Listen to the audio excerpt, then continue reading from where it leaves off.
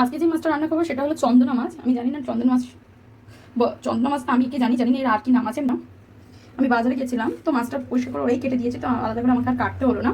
এবার আমি দেখাচ্ছি এটাকে কীভাবে আমি রান্না করবো। আমার ইচ্ছা আছে কালো জিরে দিয়ে করলে ভালোই লাগবে। আমি খেয়েছিলাম আমার ঠাকুমার হাতে, তো আমি সেই প্রসেসটা মনে করে আজকে করবো। কারণ এই মাছটাও ঠিক ইলিশ মাছের মতনই ভালো করে রান্না করলে ইলিশ মাছও ফেল হয়ে যায়, এরকম একটা ব্যাপার। আমি ঠাকুমার হাতে খেয়ে আমার সেরকম লেগেছিল। আশা করা যায় আমি তার মতন হয়তো অতটা ভালো পারবো না, বাট আমি পুরোভাবে সেইভাবে মশলা দিয়ে রান্নাটা করবো। দেখাচ্ছি কী কী আমি দিচ্ছি। আমি এটা আদা রসুন পেঁয়াজটা আমি কেটে নিই, মিক্সি একটু ঘুরিয়ে নেবো। এটা বাটা মশলা দেবো। পেঁয়াজটা কেটে নিয়েছি, পেঁয়াজটা দিয়ে এর মধ্যে দিয়ে দিই। আর কিছু দেবো না। আর ব্যাস এটা মিক্সিটা আমি একটু ঘুরিয়ে নিয়ে আগে। মিক্সিতে ওই 3টে আদা রসুন আর পেঁয়াজটাকে একটু পেস্ট করে নিলাম, সেটা এর মধ্যে দিয়ে দিলাম। আমি একসাথেই বসাবো, একটু বেশি তেল লাগবে, কারণ আলাদা আলাদা করে ভাজলে তো এমনি তেল যেত। তো আমি এটা যে একসাথে তেল দিয়েও এগুলো বসানো যায়। এগুলো খুব পরিষ্কার পরিচ্ছন্ন মাছ, তো কোনো অসুবিধা হয় না। আর নরম মাছ এগুলো।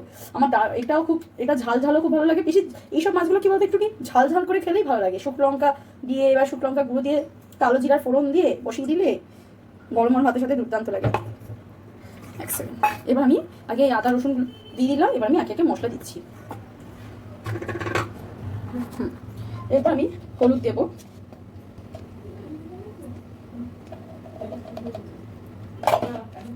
লঙ্কার গুঁড়ো দেবো। আমি এটা কাঁচা লঙ্কা দিয়ে করবো, এটা লঙ্কার গুঁড়ো দেবো। এটা কালারটাও খুব ম্যাটার করে। একটু লঙ্কার গুঁড়ো দেবো। কাঁচা লঙ্কা দিয়ে করলেও ভালো লাগে না, এটা কিন্তু আমি শুকনো লঙ্কা দিয়ে করবো আজকে। ধনের গুঁড়ো,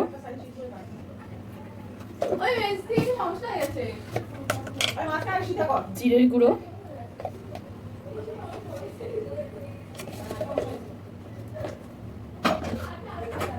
নুন,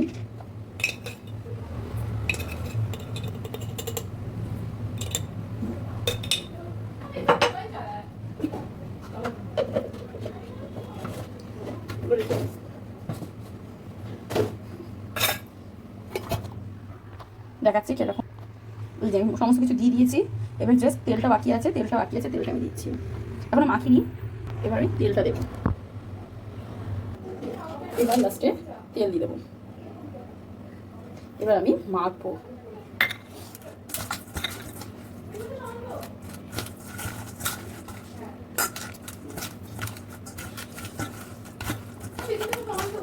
করে মেখে নিচ্ছি।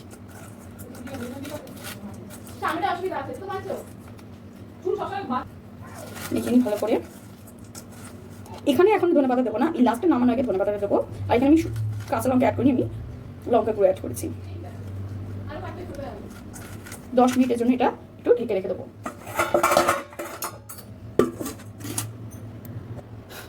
আমি একদম ফ্রেশ হয়ে আবার এলাম। দুপুরে যেহেতু করছি তো আমি স্নান করে আবার চলে এলাম। ততক্ষণ এই মাছের মধ্যে মশলাগুলো ঢুকেই গেছে। এবার আমি কড়াইতে তেল দিয়ে কালো জিরা ফোড়ন দিয়ে আমি বসিয়ে দেবো। ঠিক আছে, আমি দেখাচ্ছি।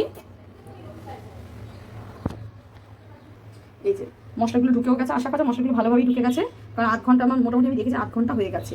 এবার আমি কড়াইতে তেল দিয়ে আমি আবার স্নান করে ফ্রেশ হয়ে চলে এলাম। আর ততক্ষণ 8 ঘন্টার মধ্যে মাছের মধ্যে মশলা ঢুকে গেছে। এবার আমি রান্না শুরু করে দেবো। আমি একবারে রান্না করবো, আলাদা করে মাছগুলো আর ভাজবো না, আমি তো আগেই বলে দিয়েছি। এবার আমি কালো জিরে ফোড়ন দিয়ে মাছগুলো বসিয়ে দেবো। আমি কড়াইতে তেল দিয়ে দিয়েছি, দেখাচ্ছি। হ্যাঁ, কড়াইতে তেল দিয়েছি অলরেডি। মাছের মধ্যে অলরেডি আমি তেল দিয়েছি, কড়াইতেও তেল দিয়ে দিয়েছি, যথেষ্ট তেল হয়ে গেছে। এবার আমি কালো জিরা দেবো।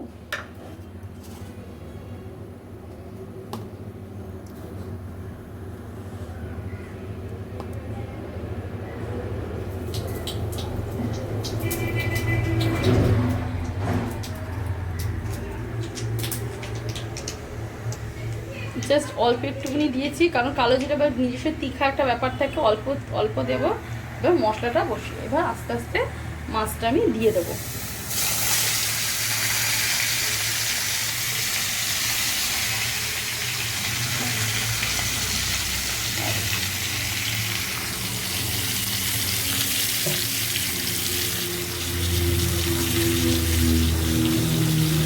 আস্তে আস্তে তো করতে, এই মাছও খুবই নরম।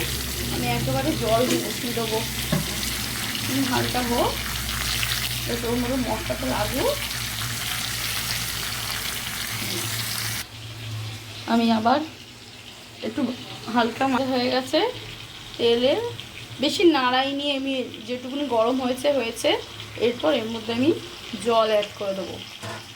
যখন জল অ্যাড করবো গ্যাসটা একটু বাড়িয়ে নেবো, তাতে কি জলটা যতক্ষণে দেবে সঙ্গে সঙ্গে গরমও হয়ে যাবে। এই যে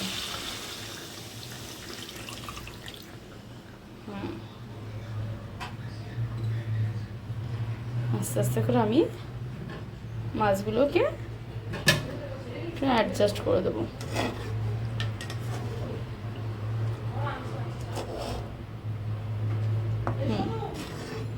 বেশি নাড়াচাড়া করব না, কারণ ভেঙে যাবে।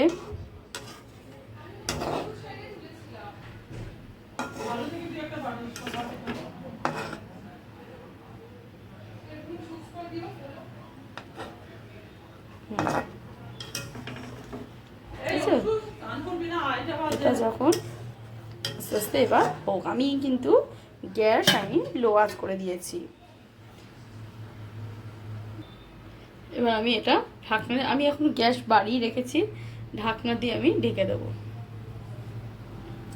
আবার ঠিক এরপর যখন ঢাকনা দিয়ে ঢেকে দেবো তখন আমি গ্যাসটা কমিয়ে দেবো। কমিয়ে দিয়ে আমি লো আছে 15 মিনিটের জন্য ছেড়ে দেবো। আপাতত থাক, 15 মিনিটের জন্য লো আঁচ করে হোক, তারপর আমি 15 মিনিট অন্তর অন্তর আমি আসবো, এসে দেখবো কতটা কোয়ান্টিটির হয়েছে।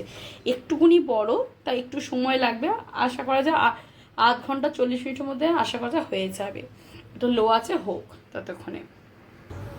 ঢাকনা খুললাম, খুললে এখনও বেশ ভালোই জল আছে, কিন্তু ম্যাক্সিমাম হয়ে গেছে, আবার 20 মিনিট বাকি আছে।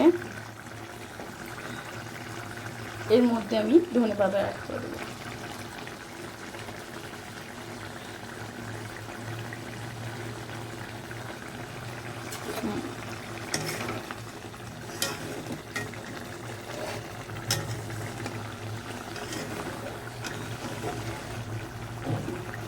ওকে, এবার আমি গ্যাস বাড়িয়ে রাখবো জলটাকে এবার টানার জন্য, কারণ মাছ ভালোই নরম হয়ে গেছে, এখন আর আসতে দরকার না। এবার জাস্ট জলটা টেনে নিই, তাহলেই হবে।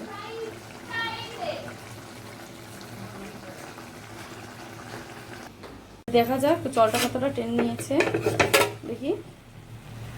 বাহ, ভালোই জল টেনে নিয়েছে, বাহ, দেখতেও সুন্দর লাগছে। এগুলো এরকম গা মাখা মাখা জলই ভালো লাগে।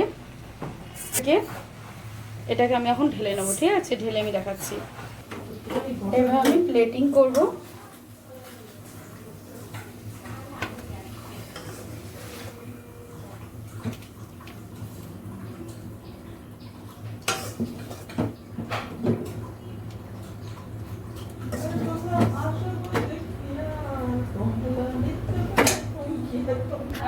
আমার ঢালা হয়ে গেছে, এবার আমি দেখাচ্ছি কিরকম দেখতে লাগছে।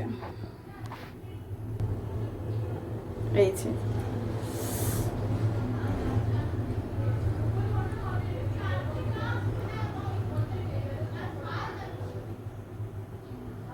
ভালো লাগছে না? একটু মাখো মাখো, খেয়ে দেখাচ্ছি কেমন হয়। হেভি গরম বাবা, তাই না?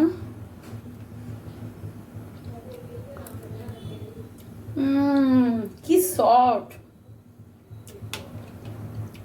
কিন্তু সত্যি কথা বলবো, এই রান্নাটা কিন্তু আমি আজকে ফার্স্ট রান্না করলাম, ঠাকুমার প্রসেসে রান্না করলাম। ঠাকুমার মতন অত ভালো হয়নি, বাট খুব একটা খারাপও হয়নি। বাই।